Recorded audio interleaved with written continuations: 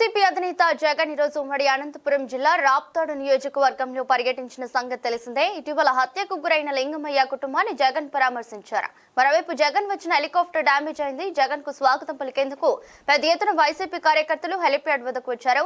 Helipad వద్ద helicopter land కాగానే దాని మీదకు వైసీపీ కార్యకర్తలు దూసుకుపోయారు. దీంతో హెలికాప్టర్ స్వల్పంగా దెబ్బతింది. ఈ నేపథ్యంలో అదే హెలికాప్టర్ లో బెంగళూరుకు వెళ్లడం సురక్షితం కాదని పైలట్లు జగన్ కు చెప్పారు. దీంతో ఆయన రోడ్డు మార్గంలో బెంగళూరుకు పయనమయ్యారు.